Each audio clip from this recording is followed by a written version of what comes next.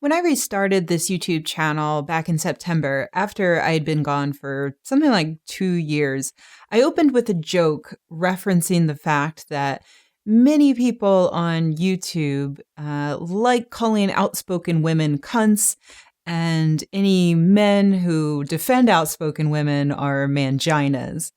Most people got the joke and went on to watch the rest of the video. However, there were many angry tears shed that day. A lot of people had trouble with the idea that I would speak about the harassment I received in a video that would go on to be about fundraising for cancer research. These people wanted me to go back to talking about science and skepticism as though the previous few years of nonstop rape threats and death threats and slurs had never even happened. And I totally understand that sentiment because it is, after all, a perfectly human sentiment. We want our bacon, but we don't want to think about the pig getting slaughtered. We want cheap jeans, but we don't want to think about the seamstress trapped in a collapsed factory in Bangladesh. And we want women to educate, entertain, and even titillate us, but we don't want to know what they go through to do that. We don't want to hear about the antidepressants they go on, or the armed guards they hire, or all the times that they need to take a break from the public eye just to get their shit together.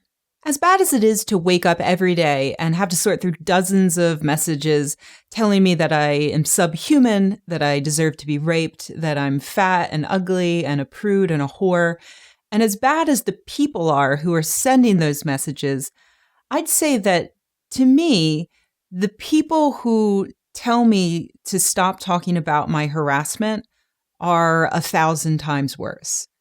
That's right, you liberal intellectual guy who has a healthy interest in science and skepticism, but who finds feminism distasteful and would rather not hear about it. You are worse than rape threats. Because the rape threats are what they are. They're horrible. And the people who send them are horrible. They lead awful lives. And so they act out in awful ways. And they probably deep down know that the world would be a better place without them. But you guy who just wants to hear about science, you don't know you're awful.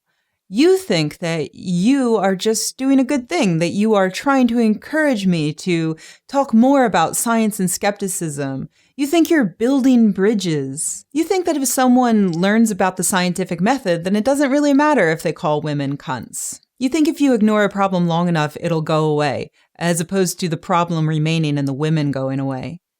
You think that my sarcasm and feminism causes misogyny, in the same way that birds flying south for the winter causes the snow to come. So this is a video that I hope will disabuse you of the notion that I will ever listen to you. I'm going to go on talking about the things that I want to talk about on this YouTube channel, whether that be recent science news or something hilarious about Bigfoot or video games, or if I just want to make a joke about why I took 2 years away from YouTube, why I disabled comment notifications, why I rarely read or respond to any comments, why I rarely follow any other YouTube atheists and skeptics anymore. Because I don't do these videos for you. I do these videos for me and for anybody else who shares my values. I do them for the people over on Patreon who are pledging their hard-earned money because they like what I'm talking about so much. Or because they really like my limericks and MS Paint drawings. And really, who could blame them? Because they're fantastic. In fact, if I get just a few more pledges over on Patreon, we'll have reached the level where I'll be able to start doing 2 videos per week. And if that happens, I promise you that at least one of those videos every week will be focused on feminism or misandry or pizza or, well, basically whatever I want to talk about because it's my YouTube channel. But even if Patreon folds tomorrow and I lose all that support, I'm going to continue speaking out about feminism and harassment of women online. Why? Because it pisses you off. And maybe if I speak out about it enough, one of you out there will realize that this is a serious problem. And maybe you will stop being pissed off at me and start being pissed off at the people who are actually making life miserable for women online.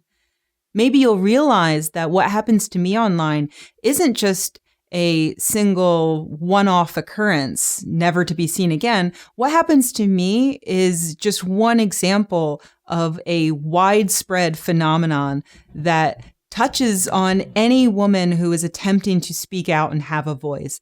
Any woman who puts herself forward is at risk of the same kind of abuse that I get. So keep that in mind the next time you leave a comment on one of my videos saying that I should stop talking about harassment and go back to just talking about science. You've probably just convinced me that I need to talk about that even more.